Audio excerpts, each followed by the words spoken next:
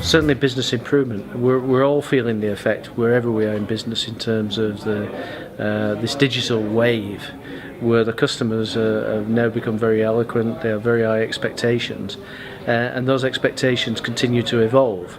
So it's not just good enough to be good enough now. You have to build in the mechanisms which allow you to carry on improving going forward, and that of course is uncertain. We don't know how fast we are going to move, we just know we have to move faster. And so that's a big change from a few years ago, where we could put implementation programs in place and that improvement would stick for years. It's now lucky if it sticks for months. Well, there's certainly always been a traditional differences in the way industries have faced off towards the customer.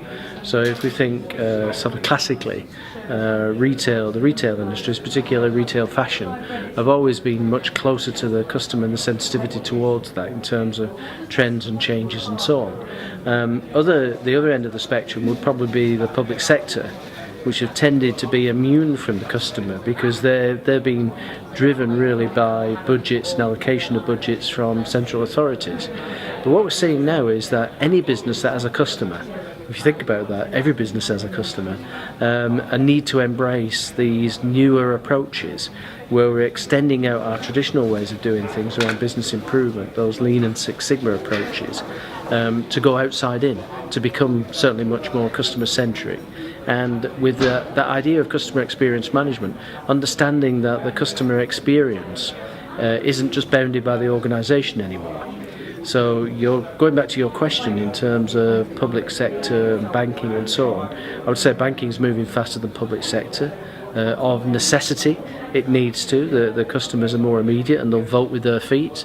Customers have less choice with public sector services, but now they have much greater influence over their representatives, who in turn are applying pressure. So there is a sort of a difference, but the neat thing is that one can learn from the other. So I certainly know with banking services, and you look at some of those progressive organisations, they're looking at the leading retail fashion houses like Zara and H&M for what they should be doing next. And likewise, the government sector, the public sector, can look to what's going on in banking and perhaps in pharmaceutical industry as well, construction and mining industries.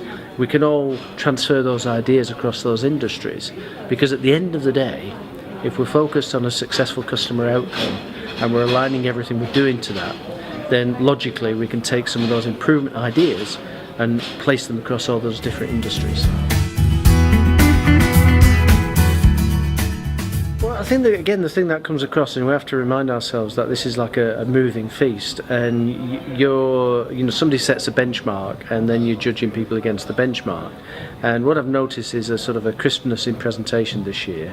Everybody's really well prepared, but there's a depth and a breadth to the presentation. So how that comes across, for instance, is that ideas and implementation programs in the case studies are very much backed up by the data. So they're not just a bunch of platitudes on PowerPoints, which with respect might have been the case 5 or 10 years ago. And each time somebody comes along and presents at that higher level, it raises the bar for everybody else. So the quality, the depth and breadth of the presenters is very different. Also the aspect of having the workshops where people can be a little bit more paced, and they've got an opportunity to bring some of their own things to the event and then play them out with the coaches and leaders of workshops.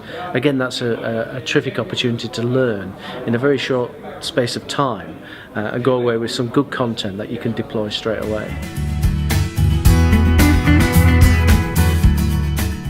Well, certainly if we look at it from an Australian perspective, it's the PEX Week programme has evolved significantly over the last couple of years, and it now reflects all the change that's going on across business, not just peculiar to Six Sigma or Lean. It involves BPM, customer experience management and so on, and I think that theme is very much of a global one. People are now stepping up to appreciate that change isn't just about one particular functional approach. It's all about taking what's that word that the consultants use, an holistic approach, and that's certainly the way people are going.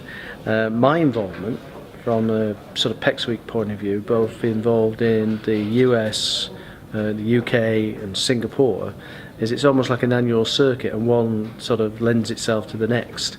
And what we're seeing is not so much of an evolution now, it's more of a revolution in thinking.